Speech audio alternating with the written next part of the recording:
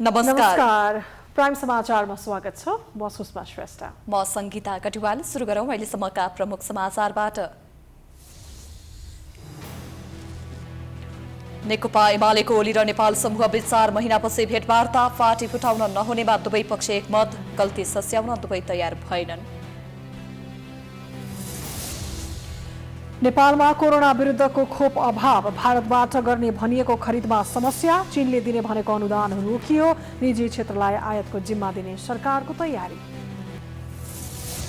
नेपालमा कलेज प्रत्यारोपण सेवा उपलब्ध भए पनि सबैको पहुँचमा पुग्न सकेन। महँगो रकम खर्चिनुपर्ने भएकाले सरकारले नीतिगत सुधार गर्नुपर्नेमा सरोकारवालाको जोड। भोलि बस्ने प्रतिनिधि सभाको बैठकको तयारी पुगेन। आजको कार्यव्यवस्था परामर्श समितिको छलफल निष्कर्षविहीन। प्रधानमन्त्री विरुद्ध अविश्वासको प्रस्ताव पनि अन्यलमा। आज विश्व उपभोक्ता अधिकार दिवस नेपालमा पनि मनाइयो। उपभोक्ता अधिकारका लागि कडा ऐन ल्याउनु पर्नेमा अधिकार कर्मीहरूको जोड। उपभोक्तालाई न्याय नभएको गुनासो।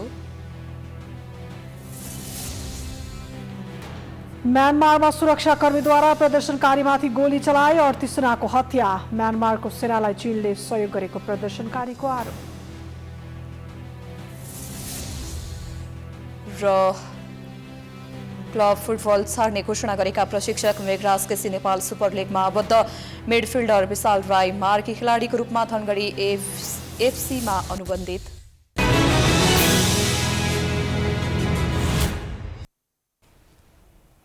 अब समाचार विस्तारमा।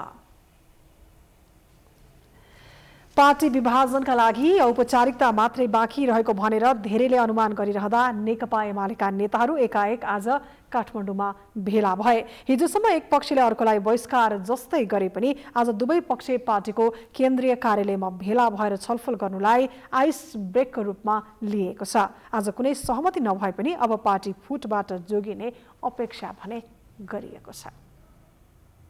नेकपा एमालेको प्रधानमन्त्री ओली पक्ष र माधव कुमार नेपाल झलनाथ खनाल पक्ष बीच एमाले पार्टी कार्यालय धुम्बाराईमा भएको वार्ता बिना निष्कर्ष टुङ्गिएको छ। प्रधानमन्त्री ओली सहितका शीर्ष नेताहरूबीच करिब 3 महिनापछि पहिलो पटक एकै स्थानमा बसेर भएको छलफललाई सकारात्मक रूपमा लिए पनि दुवै पक्षले आफ्नो अडान कायम राख्दा वार्ता निष्कर्षमा पुग्न नसके पनि अब छलफललाई निरन्तरता दिने दुवै पक्षले बताएका छन्।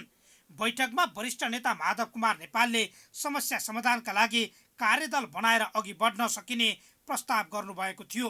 छलफलका क्रममा नेपाल पक्षले गएको फागुन 28 गते गरेको निर्णय वैधानिक नभएकोले त्यसलाई शून्यमा लैजानुपर्ने धारणा राखेको थियो। तर प्रधानमन्त्री ओलीले त्यस विषयमा कुनै ठोस जवाब नदिएको नेपालले बताउनुभयो।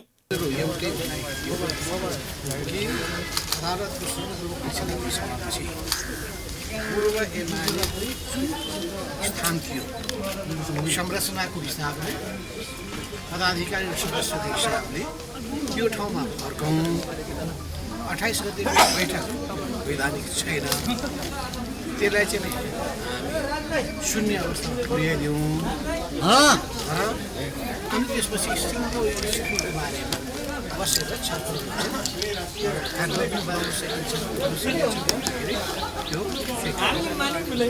ओली पक्षका नेता तथा महासचिव ईश्वर पोखरेलले भने 28 गतेको निर्णय मात्रै समस्या भएको भन्ने नेपाल पक्षको बुझाइ गलत भएको बताउनुभयो।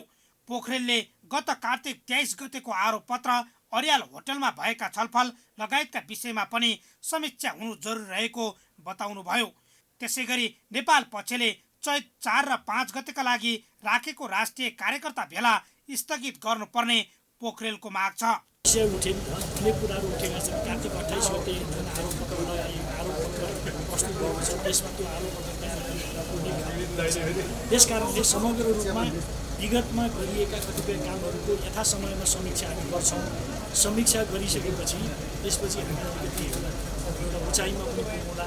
तर अहिले भनेको हाम्रो साझा निष्कर्ष, आजको बैठकको साझा निष्कर्ष के हो भने हामीहरूले वास्तवमा यो अवसरलाई उपयोग गरेर नेकपा एमालेलाई पुनर्स्थापित नेकपा एमालेलाई थप व्यवस्थित बनाउनुपर्छ। कतिपय समीक्षात्मक कुराहरूको बारेमा आज नै टुङ्गो गर्न सकिँदैन, थप छलफल गर्नुपर्छ। त्यस्तै नेपाल पक्षका नेता तथा उपाध्यक्ष भीम रावलले नेकपा माओवादी केन्द्रलाई पनि सरकारमा सहभागी गराउने विषयलाई आफूहरूले जोड दिएको बताउनु भएको छ। त्यसको बीचको एकतालाई भङ्ग हुन नदिऊ। नेकपा माओवादी केन्द्रसँग सकिन्छ भने हामीलाई निर्वाचन आयोगबाट समय छ, छलफल गरौँ, पार्टीगत एकताको कुरा गरौँ। सकिँदैन अहिले तत्काल सहकारीको कुरा गरौँ र अरू राजनीतिक दलसँग पनि हामीले कुराकानी सहकारी गर्छौँ भने कम्युनिस्ट पार्टीसँग किन नगर्ने भन्ने कुरा हो। त्यसमा प्रधानमन्त्रीको पनि सकारात्मक थियो यो वामपन्थीहरूसँग कुरा। प्रधानमन्त्रीको तर्फबाट पनि यसरी निर्वाचन आयोगले हामीलाई समय दिएको छ 15 दिन भने अब कति दिन बाँकी छ, त्यसमा कति सकिन्छ कुराकानी गर्न सकिन्छ भन्ने भावना उहाँबाट पनि हामीले व्यक्त भएको पायौँ। त्यस्तै सचिव प्रदीप गेवालीले बैठकमा खुलस्त रूपमा सबै विषयमा छलफल भएको र अन्तर्विरोधलाई छलफलबाटै समाधान गर्नुपर्नेमा साझा निष्कर्ष निकालिएको बताउनुभयो। उहाँहरूले जुन 4 र 5 गते भेला गर्ने भनेर भन्नुभएको छ, त्यस्तो भेलाले चाहिँ पार्टी एकतालाई बल पुर्याउँदैन, त्यसले थप एउटा दूरी बढाउने मात्रै काम गर्छ। ती भेलाहरू नगरौँ, बरु अब केन्द्रीय कमिटीको बैठक चाहिँ आपसी परामर्शबाट चाहिँ तय गरौँ भनेर त्यो ढङ्गले कुराकानी गरेका छौँ। सारमा आजको छलफल सकारात्मक रहेको छ, निष्कर्षमा नभए पनि अब नेताहरू र हामी विभिन्न चरणमा बस्छौँ, कुराकानीहरू गर्छौँ र मलाई विश्वास छ आजको छलफलले जुन एउटा साझा धरातल निर्माण गरेको छ यसको जगमा चाहिँ नेकपा एमालेलाई एकताबद्ध बनाउँदै नयाँ गतिका साथ अगाडि लैजाने एउटा आधार सिर्जना गर्छ। नेता रघुजी पन्तले दुई समूहबीच भएको वार्ता 28 फागुनमा अध्यक्ष केपी शर्मा ओलीले गरेको एकलौटी निर्णयमा अड्किएको बताउनुभयो। तर छलफल सकारात्मक भएको उहाँले बताउनुभयो।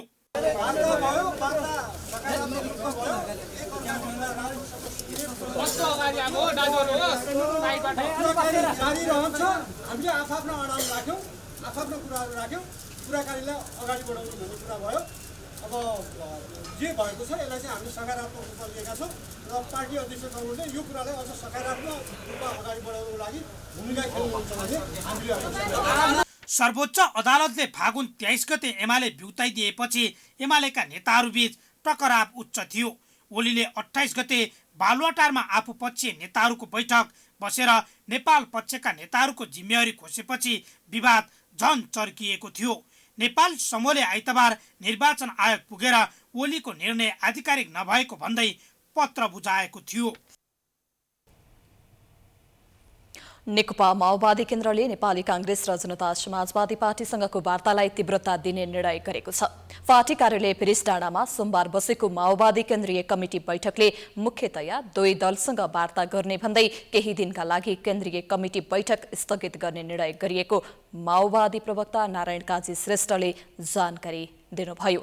सर्वोच्चमा पुनर्वलोकनमा जाने, संसदमा भएका दलसँग वार्ता गर्ने र जिल्ला तथा प्रदेशमा नेताहरू संगठन विस्तारका काममा जाने निर्णय भएको उहाँले बताउनुभयो। उहाँका अनुसार बैठकमा जनार्दन शर्मा, हेमराज भण्डारी, जयपुरी घरती र ओम शर्मा बेसुरा नेताहरूले धारणा राखेका थिए। श्रेष्ठले फागुन 23 मा साबिक नेकपा एमाले र माओवादी केन्द्र ब्यौतिने गरी सर्वोच्च अदालतबाट आएको फैसला विरुद्ध पुनर्वलोकनमा जाने निर्णय भएको पनि बताउनुभयो।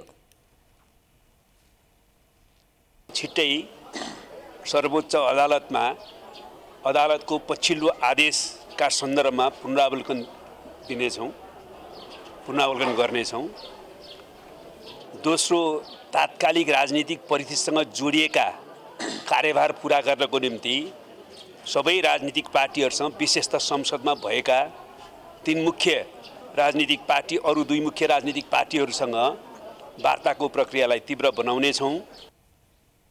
त्यस्तै माओवादीले केन्द्रीय कमिटी बैठक पुनः बसेर मात्र राष्ट्रिय कार्यकर्ता भेला गरिने जानकारी पनि दिएको छ।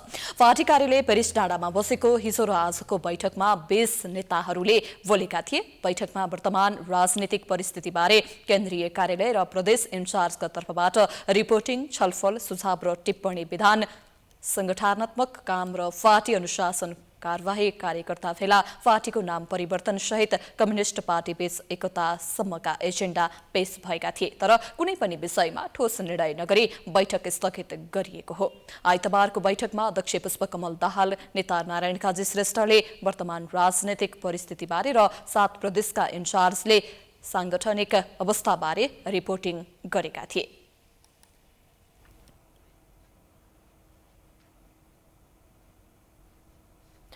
पछिल्लो 24 घण्टामा नेपालमा 79 जना कोरोना संक्रमित थपिएका छन्। 3111 PCR परीक्षण गर्दा काठमाडौँ उपत्यकामा मात्र 41 जनामा संक्रमण पुष्टि भएको छ। यो सहित नेपालमा कोरोना संक्रमितको संख्या 2,75,310 पुगेको छ, जसमध्ये 2,71,401 जना निको भएका छन्। सोमबार 75 जना कोरोना मुक्त भएका छन्। हालसम्म 96.6% कोरोना मुक्त भएका छन्। अहिले सक्रिय संक्रमित 895 रहेका छन्। देशभरका क्वारेन्टिनमा 44 जना छन् भने कोरोना संक्रमित पहिचानका लागि अहिलेसम्म 22,18,722 जनाको PCR परीक्षण भएको छ। अहिलेसम्म 3,014 जना संक्रमितको मृत्यु भएको छ।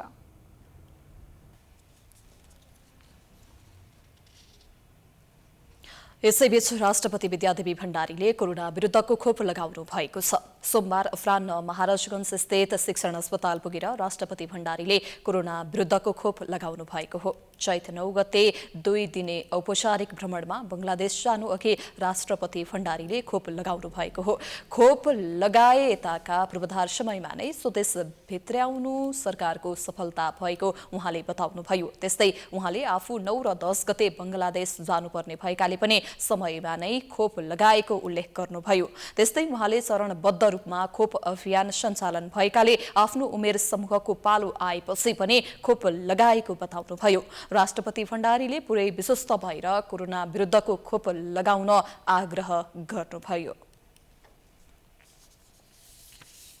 अहिले चाहिँ विश्व नै कोरोना महामारीको कारणले गर्दाखेरि आक्रान्त भइरहेको अवस्थामा वैज्ञानिकहरूले खास गरेर स्वास्थ्य सम्बन्धी कार्यरत धेरै वैज्ञानिकहरूले एकदमै गहिरो अध्ययन गरेर अनुसन्धान गरेर त्यसपछि परीक्षण चरणबद्ध धेरै परीक्षण गरेर यो कोरोना विरुद्धको जुन खोप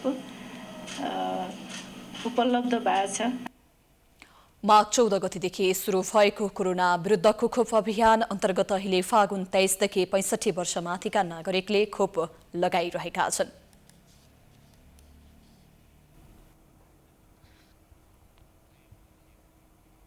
नेपालमा कोभिसिल्डको 23,48,000 डोज खोप आइसकेको छ।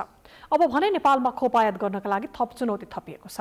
सम्झौता अनुसारको बाँकी खोप तत्काल नपठाउने सिरम इन्स्टिट्युटको पत्र नेपाल सरकारलाई आइसकेको छ। उता चीनबाट अनुदानको खोप पनि नआउने भएको छ। सरकारले अन्ततः निजी क्षेत्रलाई खोप आयातको जिम्मा दिने भएको छ। कोरोना भाइरस विरुद्धको खोप सरकारले सहजै ल्याउन नसक्ने भएपछि निजी क्षेत्रलाई अघि सार्न लागि हो। निजी क्षेत्रले खरिद गरेर ल्याएपछि उसैले बिक्री गर्ने गरी अनुमति दिन लागि छ।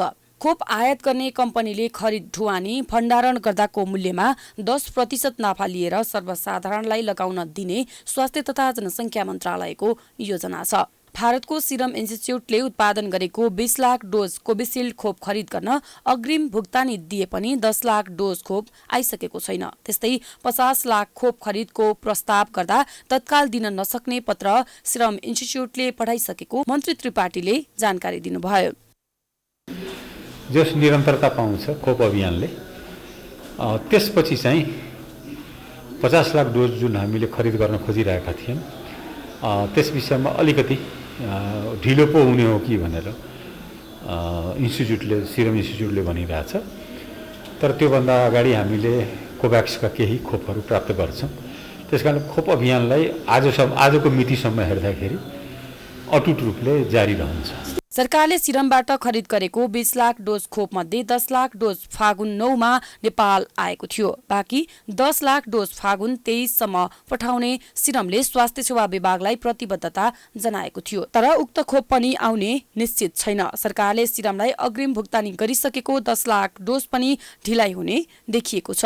मन्त्री त्रिपाठीले भने अग्रिम भुक्तानी दिएको 10 लाख खोप छिट्टै आउने दावी गरेका छन्। खरिद गरेको 10 लाख त आइसक्यो हैन, $4 खरिद गरेको 10 लाख चाहिँ अर्को छिट्टै आउँदैछ। पहिले नै निजी क्षेत्रलाई हामीले भन्न खोजेका थियौँ असहज भएर हैन, सरकारले असहज भएमा निजी क्षेत्र त ल्याउनै सक्दैन नि। फेरि भ्रममा कोही बस्न पर्दैन। सरकारलाई अप्ठ्यारो भएको ठाउँमा निजी क्षेत्रले कहाँबाट ल्याउने हो र। तर हाम्रो के थियो भने एउटा निश्चित जनसङ्ख्यालाई खोप निःशुल्क लगाइसकेपछि अनि मात्रै निजी क्षेत्रलाई दिने भन्ने र त्यसमा पनि केही आधारहरू छन् जो मन्त्री परिषदले निर्णय गरेको छ। त्यो आधारमा हामी निजी क्षेत्रलाई पनि खुला गरेका छौँ। औषधि व्यवस्था विभागले भारतको कोभिसिल्ड खोप मात्रै प्रयोग गर्न अनुमति दिएको छ। खोप ल्याउन चाहने निजी कम्पनीले पनि कोभिसिल्ड मात्रै ल्याउन पाउँछन्। विभागले चीनको सिनोफार्म कम्पनीले उत्पादन गरेको खोप बिक्रीका लागि भने अनुमति दिइसकेको छैन। सामान्य स्वास्थ्य परीक्षण पनि गर्न नसक्ने कतिपय नेपाली नागरिकका लागि कलेजो प्रत्यारोपण त सम्भव नै छैन। नेपालमा वर्षेनै 1000 भन्दा बढी व्यक्तिको कलेजो बिग्रिने गर्छ, तर अधिकांशले कलेजोको उपचार वा प्रत्यारोपण गर्न लाग्ने खर्च जुटाउन सक्दैनन्। यद्यपि कलेजो प्रत्यारोपण गर्नु पर्यो भने विदेश जानुपर्ने बाध्यता भने छैन। नेपालका 2वटा अस्पतालमा कलेजो प्रत्यारोपण हुने गरेको छ। कलेजो मानव शरीरको सबैभन्दा ठूलो अङ्ग भएकोले यसको प्रत्यारोपण अत्यन्त खर्चिलो र जटिल मानिन्छ। यो उपचार सामान्य परिवारका लागि सहज छैन। गत शनिबार नेपालमा पहिलो पटक 11 महिने बालकको सफल कलेजो प्रत्यारोपण सम्पन्न भयो। नेपालमा अन्य उमेर समूहका व्यक्तिमा प्रत्यारोपण गरिए तापनि बालकमा कलेजो प्रत्यारोपण भएको यो पहिलो पटक हो। शिक्षण अस्पतालका प्रत्यारोपणविद डाक्टर रमेश सिंह भण्डारीको नेतृत्वमा 11 वर्षीय बालकको कलेजो प्रत्यारोपण गरिएको हो। यो एउटा उदाहरण मात्रै हो, तर निकै जटिल र संवेदनशील मानिने कलेजो प्रत्यारोपण गर्न 30 लाख रुपैयाँको हाराहारीमा खर्च लाग्छ, जसले गर्दा जो कोहीले कलेजो प्रत्यारोपण गर्नुपर्ने अवस्था आयो भने खर्च गर्न सक्दैनन्। बिरामीहरू हामीले वर्कअप गर्छौँ, यो महिना गर्ने भनेर लास्टमा आएर कहिले बिरामीको के कुरा मिल्दैन, कहिले दिने मान्छेको मिल्दैन, कसैले विथड्र गरिदिन्छन्, कसैले पैसाको कारणले गर्दा हुँदैन। त्यही भएर त्यो टाइम गयो नि त हाम्रो। त्यो गर्दाखेरि चाहिँ अलिकति टाइम वेस्ट जाने हो। सबैले खर्चमा एकदम धेरै स्पेसिफिकली क्वेसन गरेर हुन्छ। अब ठ्याक्कै यो पैसा यति पैसा भनेर हामीले कसैलाई पनि भन्न सक्दैनौँ। एभ्री इन्डिभिजुअल पेसेन्टमा डिफ्रेन्ट तरिकाको हुनसक्छ, तर एभरेजमा हामीले जुन 4वटा पहिला गरेका बिरामीहरूको पेसेन्ट पार्टीहरूसँग उहाँहरूसँग खर्च विवरणहरू सोद्धाखेरि उहाँहरूले चाहिँ सबैले भन्दाखेरि 25 देखि 30 लाखको हाराहारीमा चाहिँ टोटल खर्च प्रत्यारोपण गर्नलाई हामीले सुरुवात गरेदेखि यहाँबाट डिस्चार्ज हुनेसम्म चाहिँ त्यति चाहिँ खर्च लाग्दो रहेछ। प्रत्यारोपणका लागि ती अङ्ग उपलब्ध भएमा सबै नेपालमै प्रत्यारोपण गर्ने प्रवृत्ति र जनशक्ति समेत तयार भइसकेको छ। तर सामाजिक परम्परा तथा रीतिरिवाजका कारण मृगौला कलेजो दान दिने मानिसहरूको भने निकै नै कमी छ। त्यसैले पनि नेपालमा धेरै बिरामीहरू छिमेकी मुलुक भारत तथा अन्य तेस्रो मुलुकहरूमा समेत जानुपर्ने बाध्यता छ। अर्को पक्ष भनेको सरकारले यस्ता बिरामीहरूको लागि कुनै पनि सहुलियत दिने गरेको छैन, न कुनै नीति नै तय भएको छ। त्यस्तो राज्यबाट त्यस्तो सुविधा भनेर अब जस्तो हाम्रो यो कलेजो प्रत्यारोपणको लागि चाहिने तयारीको लागि चाहिँ हामीले पनि सरकारबाट हामीले रकम पाएको थियौँ अनि पैसा पाएको थियौँ। हामीले पनि त्यसैबाट चाहिँ हामीले हाम्रो आइसियु बनाउने, हाम्रो अरू सामानहरू किन्ने, होइन, सेटअपहरू बनाउने सबै गऱ्यौँ हामीले। त्यसबाहेक चाहिँ अरू रोगहरूलाई जस्तै क्यान्सरको बिरामीहरूलाई सरकारले अहिले चाहिँ 1.5 लाख जति दिन्छ क्यारे सायद, होइन, त्यो छ। प्लस किडनी ट्रान्सप्लान्टको लागि 4-5 लाख रुपियाँ 5 लाख रुपियाँ जति पाउँछ सरकारबाट। त्यो हिसाबले हाम्रो लिभरको लागि चाहिँ अहिलेसम्म केही पनि भएको छैन अनि अहिलेसम्मको सबै खर्च पेसेन्ट पार्टीहरूले नै बेहोर्नुहुन्छ। हेपाटाइटिस ए र ई को संक्रमण, क्षयरोगको औषधि एवं केही अल्टरनेटिभ औषधिको प्रयोग, धेरै प्यारासिटामोलको सेवन आदिले कलेजो फेल हुन सक्ने चिकित्सक बताउँछन्। त्यस्तै धेरै वर्षसम्म अत्यधिक अल्कोहल सेवन, हेपाटाइटिस बी र सी को संक्रमण आदिका कारणले लिभरमा क्रोनिक समस्या हुन सक्ने जोखिम हुन्छ। बालबालिकाहरूमा धेरै औषधिको सेवन र जन्मजात रोग लिभर विफल हुने कारक मानिन्छ। नेपालमा कतिजनाको कलेजो फेल हुन्छ भन्ने यकिन तथ्याङ्क त छैन, तर वर्षमा करिब 1000 जना को कलेजो फेल भएर ट्रान्सप्लान्ट गर्नुपर्ने अवस्था भएको अनुमान गरिएको छ। समाचारको सिलसिला जारी छ, हामी विश्रामपछि आउँछौं।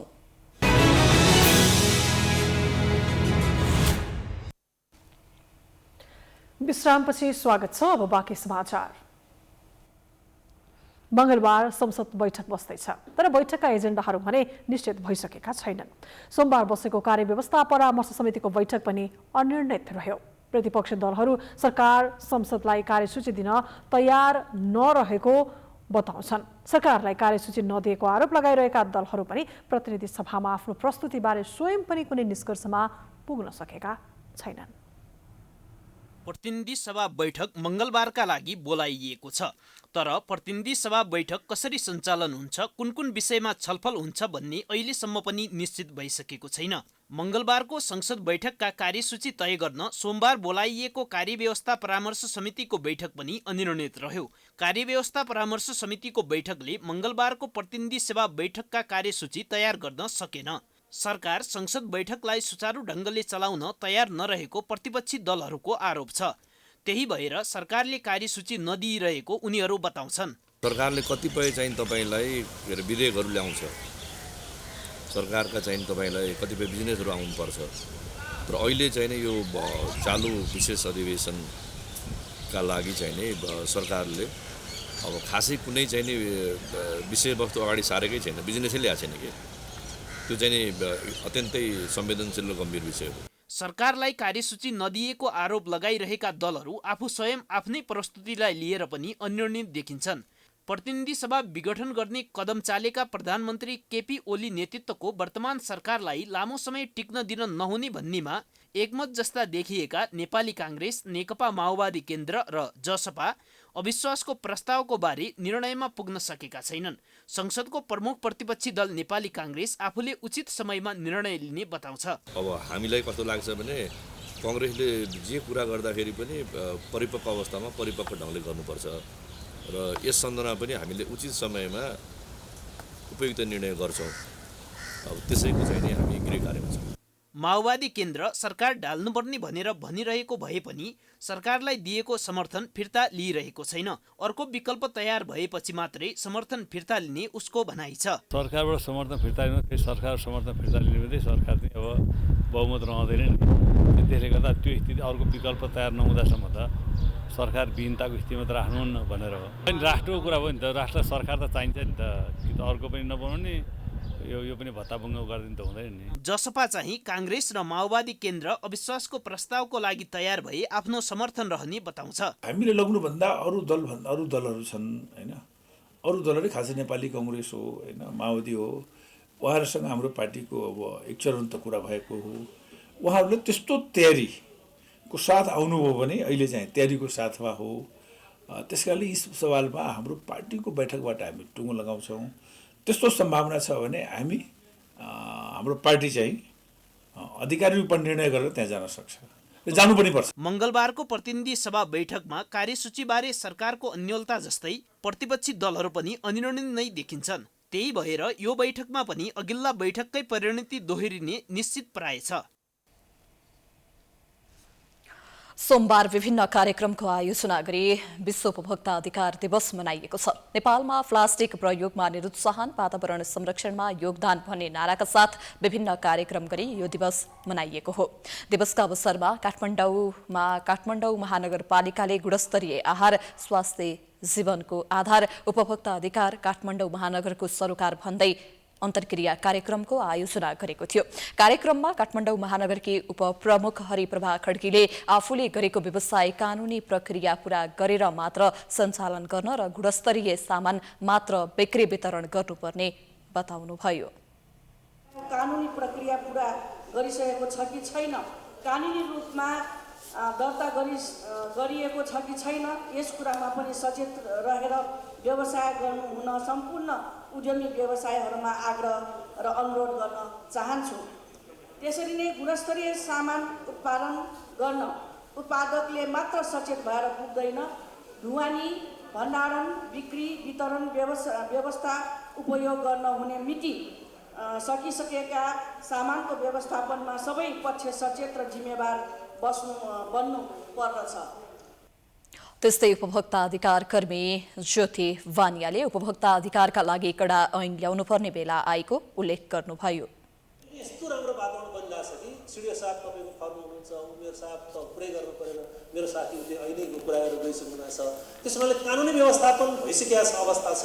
त्यसमा यसलाई हामी अझ के गर्न सक्छौँ भने यसलाई सबै मेरो अब अग्रजहरू त्यो राजनेताहरू हुनुहुन्छ, उहाँहरूले पनि यो विषय बुझिसक्नु भएको अवस्था छ। अब कर्मचारी प्रशासन सहभागीले बुझ्ने नै भयो। त्यसमाले आज विश्व उपभोक्ता अधिकार दिवसको सन्दर्भमा यति मात्रै भन्न चाहेँ, अब बल्ल बेला भएको छ, यो बेलालाई अब बुढाउने बिस्ता यो ट्रेन तयार हो, ट्रेन बुढाउनलाई लिग पनि लगभग अब अख्याले तयार भइसकेको छ। सन् 1962 मार्च 15 का दिन अमेरिकी राष्ट्रपति जोन एफ केनेडीले प्रस्तुत गरेको सुरक्षा सूचना छनौट र सुनवाईलाई उपभोक्ताका 4 अधिकारका रूपमा घोषणा गरिएपछि यसैको सम्झनामा यो दिवस मनाइदै आएको हो। त्यसपछि सन् 1985 मा संयुक्त राष्ट्रसङ्घको साधारण सभाबाट थप 8 अधिकार सहितको अनुबन्ध पारित भएको थियो। त्यही आधारमा प्रत्येक राष्ट्रले उपभोक्ता कानून जारी गरेका हुन्।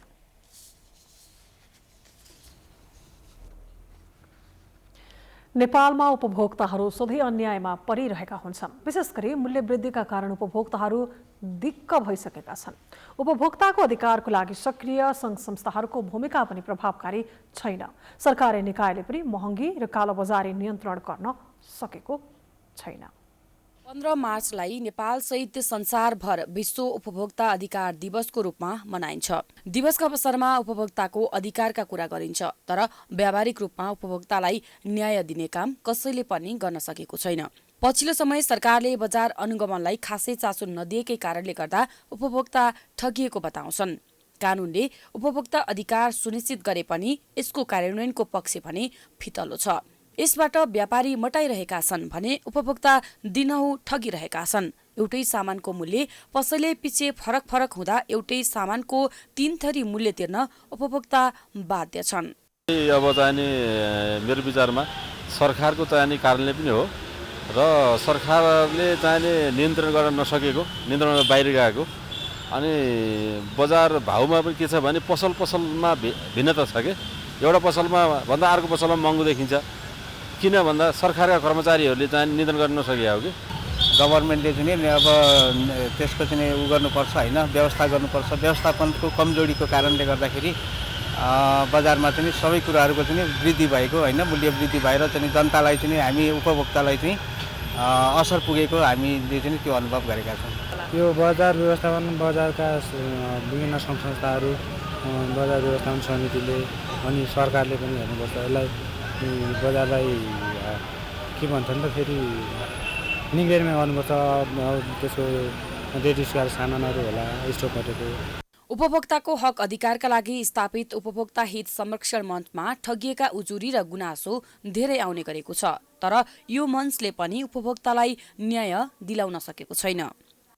हामीले म ठगेँ भनेर हाम्रो संस्थामा उजुरी दिनुभयो भने होइन, हामीलाई निवेदन दिनु भएपछि अनि हामीले अर्थात् हामीले अरू गर्नुपर्ने हाम्रो संस्थाले उहाँहरूलाई केही सहयोग गर्नुपर्ने त्यस्तो हामी थाहा पायौँ भने हामी आफैले पनि जागरुक भएर उहाँलाई सहयोग गर्ने कुरा गर्छौँ। बजारमा हुने बेथिति रोक्न सबैभन्दा बढी सक्रिय हुनुपर्ने र जिम्मेवारी बोध गर्नुपर्ने सरकारी निकाय नै हो, तर यस्तो हुन सकेको छैन। बजार अनुगमन र उपभोक्ता ठगिनेलाई कारबाही गर्दै आएको दाबी गर्न भने सरकारी निकाय पछि पर्दैनन्। अहिले पहुँच बढाएका छौँ। हामीले चाहिँ 1137 नम्बरको फ्री टोल फ्री नम्बर त्यो व्यवस्था गरेका छौँ। त्यसपछि कन्ज्युमर राइट एप्सहरू चाहिँ राखेर उजुरी गर्न गएका छौँ। नेपाल सरकारको हेलो सरकारमा चाहिँ सोसल मिडियाहरू यावत तरिकाबाट चाहिँ हामीलाई उजुरी गर्न र प्राप्त उजुरी र गुनासाहरूलाई हामीले पहिलो प्राथमिकता दिएर सम्बोधन गरेर बजारमा। नेपालमा उपभोक्ता संरक्षण ऐन 2054 को दफा 6 बमोजिम वस्तु वा सेवा खरिद वा उपभोग गर्ने प्रत्येक उपभोक्तालाई विभिन्न अधिकार प्रत्याभूत गरिएको भए पनि उपभोक्ता ती अधिकार प्रयोग गर्नबाट वञ्चित भएका छन्। उपभोक्ताको अधिकारलाई नेपालको संविधानको धारा 44 मा मौलिक हक अधिकारका रूपमा राखिएको भए पनि व्यवहारमा भने उपभोक्ताहरू सधैँ ठगिरहनु परेको छ। क्यामेरामा अर्जुन भण्डारीका साथमा लक्ष्मी विश्वकर्मा, काठमाडौँ। काठमाडौँ उपत्यकामा मोटरसाइकल हराउने समस्याले सर्वसाधारण हैरान छन्। पार्किङ गरेर राखेकै अवस्थामा होस् वा रातिको समयमा मोटरसाइकल चोरी हुने गरेको छ। अर्कोतिर ट्राफिक नियम पालना नगरेर समातिएका मोटरसाइकल पनि अलपत्र परेका छन्। हराउने समस्या एकातिर छँदैछ, ट्राफिक नियम पालना नगरेका कारण मोटरसाइकल व्यवस्थापनको समस्या अर्कोतिर छ। काठमाडौँ महानगरपालिकाभित्र ट्राफिक नियम पालना नगरेकै कारण प्रहरीले मोटरसाइकल उठाउने गरेको छ। त्यसरी उठाइएका मोटरसाइकल महाशाखामा थन्किने गरेका छन्। अहिले पनि महाशाखामा करिब 1500 वटा मोटरसाइकल अलपत्र अवस्थामा छन्। प्रहरीले लिएर गएपछि मोटरसाइकल धनी सम्पर्कमा नआएका कारण व्यवस्थापनमा चुनौती भएको महाशाखाले जनाएको छ। धेरै दुःख गरेर मान्छेले हामी कहाँ उजुर गर्नुहुन्छ हरायो भनेर अस्ति शिवरात्रिको दिनमा पनि धेरै हराएको छ र हाम्रो टोली विशेष टोली हामीले खटाएका छौँ केही पत्ता लाग्ला भन्ने आशामा छौँ हामी त्यो मेहनत गर्दैछौँ र यो कार्यालयभित्र थुप्रै खालका मोटरसाइकलहरू आउँछन् है ट्राफिक महाशाखाले अनियमित हिसाबले पार्किङ गरेका मोटरसाइकलहरूमा काठमाडौँ महानगरपालिकाको सहयोगमा पनि थुप्रै मोटरसाइकलहरू ल्याएर राखेका छ जुन मोटरसाइकलहरू पनि रिन्यू फेल भएका अरू विभिन्न किसिमले ती अवैध हुन सकेका खालका मोटरसाइकलहरू लिन मान्छेहरू आउँदैनन् हैन तिनीहरू पत्ता लगाउन गाह्रो हुन्छ त्यसकारणले यहाँ धेरै समयदेखि त्यसरी नै बसेका मोटरसाइकलहरू छन् महाशाखाका अनुसार चालू आर्थिक वर्ष 2077-78 को साउनदेखि फागुनसम्ममा 1600 मोटरसाइकल हराएको उजुरी परेको छ। साउनमा 41वटा मोटरसाइकल हराएकोमा 3वटा फेला परेका छन्। त्यस्तै भदौमा 18वटा हराएकोमा कुनै पनि फेला परेनन्। असोजमा 176वटा मोटरसाइकल हराएकोमा 22वटा भेटिए।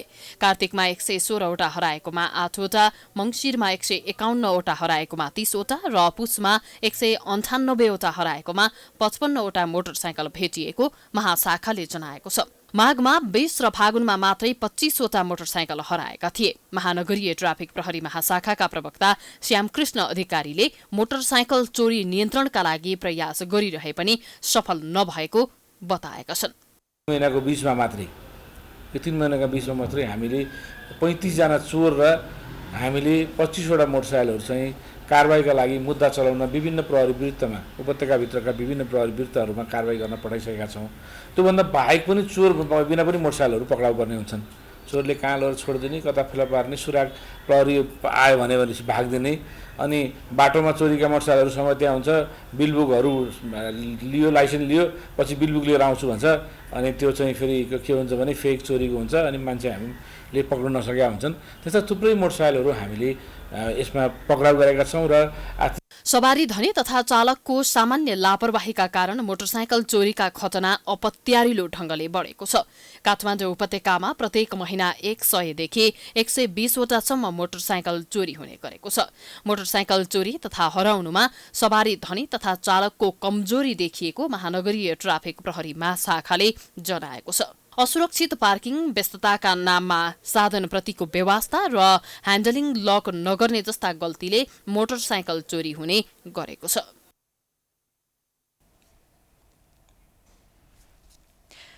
गढवा गाउँपालिकामा नयाँ सहर कार्यक्रम लागू भएको 2 वर्ष पूरा भएको छ। तर यो अवधिमा नयाँ सहरको अनुभूति गरी आयोजना अन्तर्गत उल्लेख कार्यान्वयन हुन सकेको छैन। कार्यक्रम गढवा गाउँपालिकामा प्रस्तावित हुँदा स्थानीय स्तरमा खुसियाली छाएको थियो। तर अचेल सहर बनाउने विषय ओझेलमा परि जस्तै भएको छ। सुरुको वर्षदेखि नयाँ सहर अन्तर्गत सडक पूर्वाधारमा लगानी केन्द्रित गरिएको थियो। अहिले पनि सडक पूर्वाधारका योजना पूरा हुन सकेका छैनन्। वडा नम्बर 1 को जुरौनी चिसापानी हुँदै धानखोला जोड्ने सडक निर्माणाधीन छ। वडा नम्बर 5 को लोखरपुर लालपुर हुँदै धरमपुर जोड्ने सडक पनि बनिरहेको छ। यी दुवै सडक र आयोजनासँग जोडिएको पूर्वाधारका लागि यस वर्ष जम्मा 1 करोड 20 लाख बजेट विनियोजन गरिएको छ। बहुवर्षीय योजना अनुसार सडकको काम अघि बढेको छ।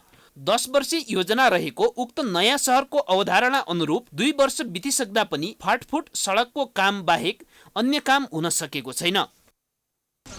विद्यमान राजनीतिक अवस्था, देशको अस्थिर अवस्थाका कारण केही ढिलाइ भएको वास्तविकता हो। कामहरू छिटपुट रूपमा सुरु भइरहेको छ। जस्तो हजुरको जुरौनीदेखि चिसापानी हुँदै रङसिङ जोड्ने सडक निर्माणको कार्य सुरु हुन थालेको छ।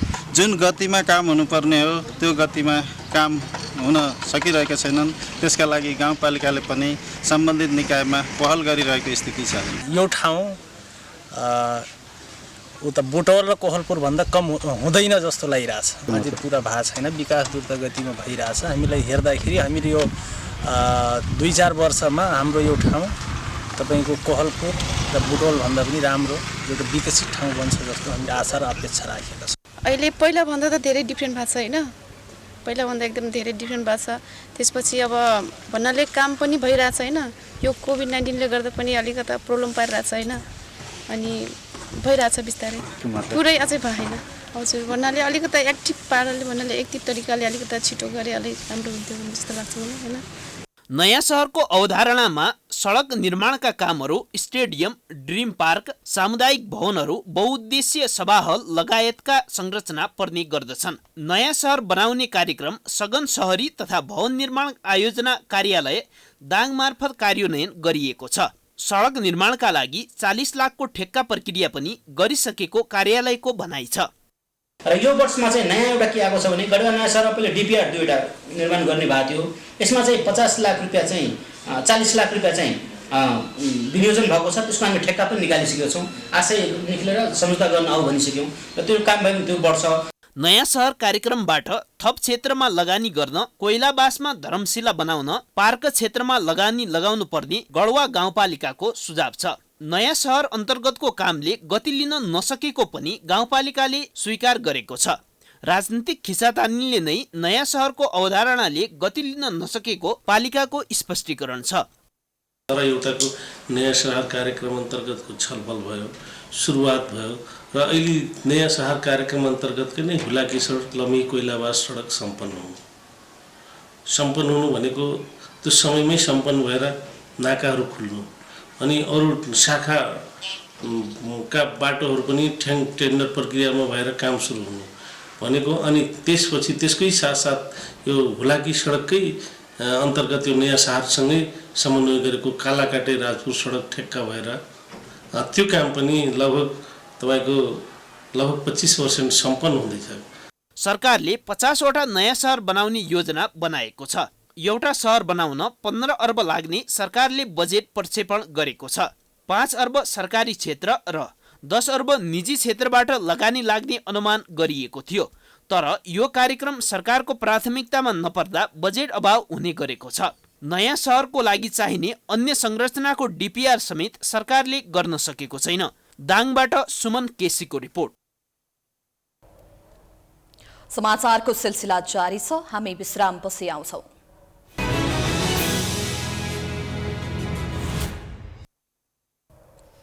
विश्रामपछि स्वागत छ। अब आर्थिक समाचार।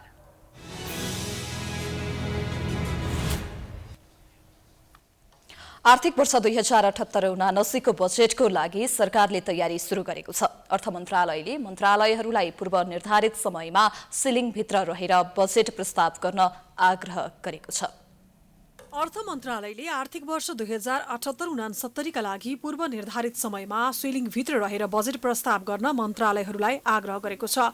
मन्त्रालयले निर्माणका आधार र मार्गदर्शनबारे जानकारी गराउँदै पूर्व निर्धारित समयमा स्विलिङभित्र रहेर बजेट प्रस्ताव गर्न मन्त्रालयहरूलाई आग्रह गरेको हो। मुख्य सचिव, सचिवहरू, राष्ट्रिय योजना आयोगका सदस्यसहित अर्थ मन्त्रालयमा सोमबार आयोजित कार्यक्रममा अर्थ मन्त्रालयले आर्थिक पुनरुत्थान र रोजगारी सृजना, ठूला पूर्वाधार आयोजना कार्यान्वयनमा निरन्तरता, कृषि क्षेत्रको विकास, सामाजिक विकासमा निरन्तर लगानी, क्षेत्रगत र प्रादेशिक सन्तुलन र दिगो विकास लक्ष्यलाई बजेट निर्माणमा मुख्य आधारका रूपमा प्रस्तुत गरेको थियो।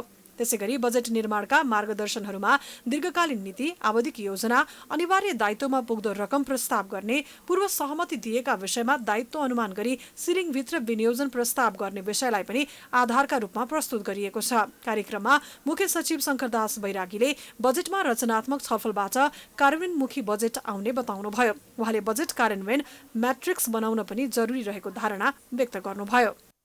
त्यसको परिणाम नहुने हिसाबले चाहिँ बजेट चाहिँ विनियोजन गर्ने अनि चाहिने ठाउँमा नपुगिरहेको हुन्छ र जुन ट्रान्सफर्मेटिभ प्रोजेक्टहरू हुन्, जुन ट्रान्सफर्मेटिभ कार्यक्रमहरू हुन्, जुनले इकोनोमीमा परिवर्तन ल्याउन सक्छ, इन्कम जेनेरेसनमा हेल्प गर्न सक्छ, पोभर्टी एलिमिनेसनमा हेल्प गर्न ती कुराहरूमा यो चाहिँ अन्डरमाइन गर्ने यस्तो कुराहरू हुनु भएन भन्नु खोजेको मैले। त्यसले जति पनि हाम्रा अर्थतन्त्रका ती ड्राइभर्सहरू छन्, ऊर्जा होस्, एग्रिकल्चर होस्, टुरिज्म होस्, जुनसुकै सेक्टर होस्, इन्टिग्रेटेड हिसाबबाट काम गर्दाखेरि एउटा सिनर्जी जेनेरेट हुन्छ र त्यसले इम्प्याक्ट बढी पार्छ भन्ने चाहिँ अर्थ सचिव शिशिर कुमार ढुङ्गानाले कार्यक्रमहरूको राम्रोसँग विश्लेषण गरी बजेट प्रस्ताव गर्न जरुरी रहेको उल्लेख गर्दै स्विलिङलाई प्रभावकारी बनाउन आग्रह गर्नुभयो। यति उत्तरदायित्व त सबैलाई लाग्छ नि। सचिवले के विचार गर्नु छोड्नु भएन भने लेखा उत्तरदायी अधिकारीहरू हजुरहरू हो है, लेखा उत्तरदायी अधिकारी हजुरहरू हो, अर्थ मन्त्रालयले स्रोत मागेर दिएर दिँदैमा खर्च गर्न सकिन्छ भन्ने कुरा चाहिँ होइन। त्यो भोलि पर्सिको जिम्मेवारी कहिले पनि बोक्नुपर्छ भने हजुरहरूले बोक्नुपर्छ। त्यो कुरामा चाहिँ सचिवहरू असाध्यै गम्भीर रूपमा लिनु होला। यो यसो लेख्दै भइहाल्छ, गर्दै भइहाल्छ भन्ने हुन्छ। अर्थ मन्त्रालयलाई भनिदिनु न, म पठाइदिन्छु। अहिले सचिवले भन्यो अर्थ मन्त्रालय भन्नु, अर्थ मन्त्रालयले नै भन्यो भने मात्रै पठाइदिन्छु भन्ने पनि छ। धेरै कुरा सुनिहाल्नु छ। त्यस कारणले यो यस्ता कुरा नगरौँ। यदि मात्र के मात्रै हो भने हजुरहरूले पनि प्रायोरिटाइज गरेर रिसोर्सेसहरूको प्रायोरिटाइज गरौँ, कार्यक्रमको प्रायोरिटाइज गरौँ, कसरी जाँदा ठिक हुन्छ भन्ने कुराहरू हेरौँ। प्रत्येक मन्त्रालयको बिजनेस प्लान छ नि, त्यो बिजनेस प्लानमा केन्द्रित भएर कार्यक्रमहरू सञ्चालन गरेर ल्याउँछौँ। त्यसको आधारमा हामी कार्यक्रम अगाडि बढाउन सक्छौँ जस्तो लाग्छ। कार्यक्रममा सचिवहरूले सङ्घ प्रदेश र स्थानीय तहको बजेटमा समन्वय हुनुपर्ने, नीति तथा कार्यक्रम र बजेट बीच तालमेल हुनुपर्ने, दोहोरीपन हटाउनुपर्ने, प्राथमिकता निर्धारण गर्नुपर्ने लगायतका सुझाव दिएका थिए। अर्थ मन्त्रालयका प्रवक्ता सुमन दाहालका अनुसार मन्त्रालयहरूले यही चैत्र 15 गते भित्रमा अर्थ मन्त्रालयमा बजेट प्रस्ताव गर्नुपर्ने कार्यतालिका रहेको छ।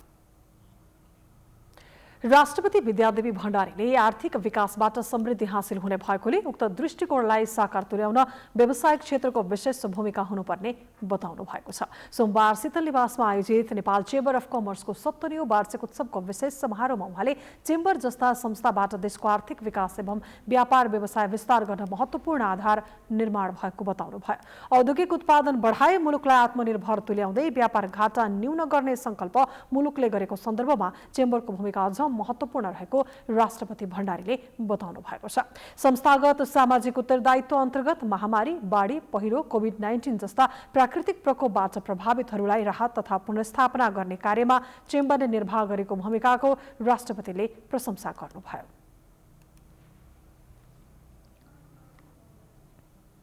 हाम्रो धरती पवित्र शान्तिका अग्रदूत बुद्ध सहित विद्वान मनीषीहरूको तपस्थली हो।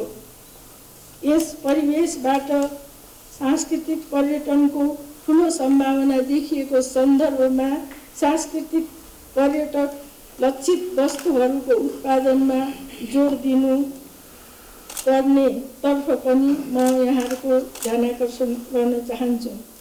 हाम्रो भौगोलिक अवस्थितिबाट सजिलै यस्ता उत्पादनहरूको बजारीकरण हुन सम्भव छ भन्ने मलाई लाग्दछ। कार्यक्रममा नेपाल चेम्बर अफ कमर्सले आफ्नो 70 वर्षीय इतिहास झल्कने स्मृति ग्रन्थ प्रकाशित गरेको थियो। त्यस्तै राष्ट्रपति भण्डारीले 70 वर्षको अवधिमा अध्यक्ष भई संस्थाको नेतृत्व गरेका पूर्व अध्यक्षहरूलाई सम्मान गर्नुभयो। दिवंगत अध्यक्षहरूका परिवार तथा सन्ततिहरूले सम्मान ग्रहण गर्नुभएको थियो।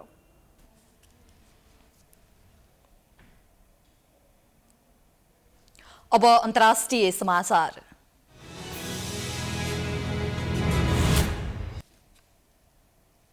म्यानमारको सेनाले प्रदर्शनमा उत्रिएकाहरूमाथि गोली चलाई पुनः 38 जनाको हत्या गरेको छ। म्यानमारमा सेनाले सरकारलाई परास्त गरेदेखि अहिलेसम्मको सबैभन्दा रक्तपातपूर्ण घटना गरेको प्रदर्शनकारी बताउँछन्। सुरक्षा फौजले म्यानमारको सबैभन्दा ठूलो सहर एभलनगोनको क्षेत्रमा गोली चलाएको थियो। सुरक्षाकर्मीमाथि प्रदर्शनकारीहरूले पनि लाठी र चाकुको प्रयोग गरेका थिए। चिनिया व्यवसायलाई हमला गरेपछि सेनाले त्यस क्षेत्रमा मार्शल कानूनको घोषणा गरेको थियो। प्रदर्शनकारीहरूका अनुसार चीनले बर्मी सेनालाई सहयोग गरिरहेको छ। सैनिक शासकहरूले देशका नागरिक नेता र नेशनल लेग फर डेमोक्रेसी पार्टीका प्रमुख आङ सान सुचीलाई पक्राउ गरी नजरबन्दमा राखेको छ। गत वर्षको चुनावमा एनएलडीले चुनाव जितेपछि सेनाले धाँधली भन्दै शासन सत्ता आफ्नो हातमा लिएको हो।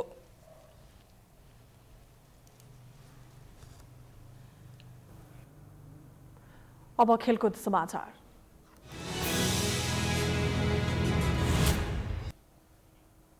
प्रशिक्षक Meghraj KC franchise football Nepal super league NSL मार्फत मेघराज क्लब फुटबलमा फर्कने भएका छन्। प्रशिक्षक केसी वैशाख 11 देखि 25 सम्म काठमाडौँमा सञ्चालन हुने एनएसएलमा अनुबन्धित भएका हुन्। पछिल्लो समय ए डिभिजन क्लब 3 स्टारमा आबद्ध रहेका मेघराजले क्लब फुटबल छाड्ने घोषणा गरेका थिए। उनले नयाँ सिजनबाट कुनै पनि क्लबमा आवेदन नहुने बताएका थिए। पछिल्लो समय उनी फुटबल एकाडेमी स्थापनाका लागि गृह कार्य समेत गरिरहेका थिए। तर नेपालमा पहिलो पटक हुन लागेको फ्रेन्चाइज फुटबल मार्फत मेघराज प्रशिक्षकको रूपमा फर्कन लागेका हुन्। मेघराज घरेलु फुटबलका सफल प्रशिक्षक मानिन्छन्। उनीले लिग सहित घरेलु फुटबलका अधिकांश उपाधि हात पारेका छन्।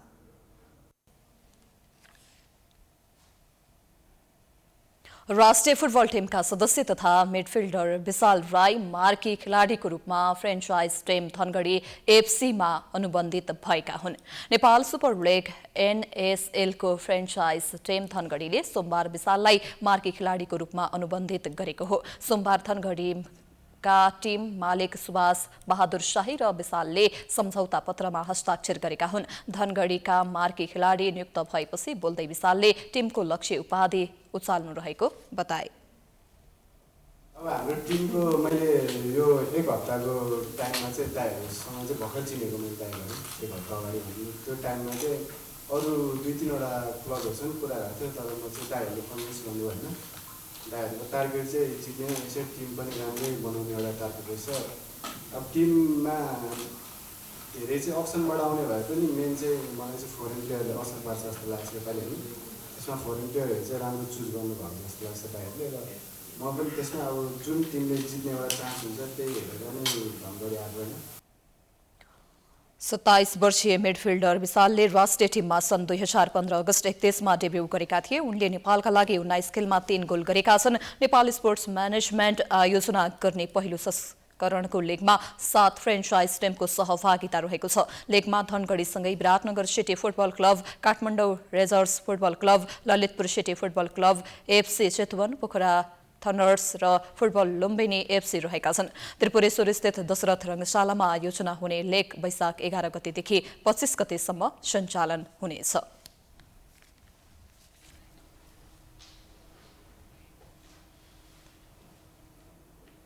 यो सँगै हामी समाचारको अन्त्यमा आइपुगेका छौं। जाँदा जाँदै प्रमुख समाचार पुनः एकपटक।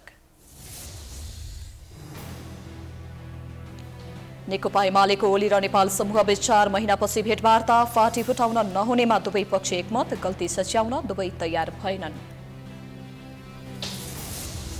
नेपालमा कोरोना विरुद्धको खोप अभाव, भारतबाट गर्ने भनिएको खरिदमा समस्या, चीनले दिने भनेको अनुदान रोकियो, निजी क्षेत्रलाई आयातको जिम्मा दिने सरकारको तयारी।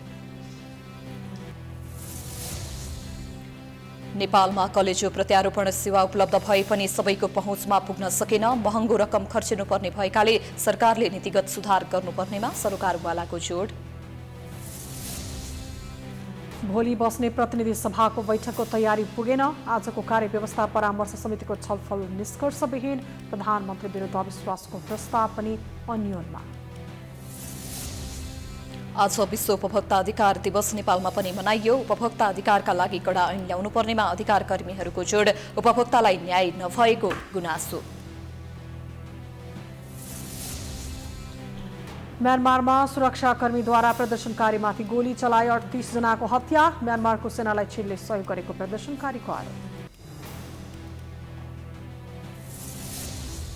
र क्लब फुटबल छाड्ने घोषणा गरेका प्रशिक्षक मेघराज केसी नेपाल सुपर लिगमा आबद्ध, मिडफिल्डर विशाल राई मार्की खेलाडीको रूपमा धनगढी एफसीमा अनुबन्धित।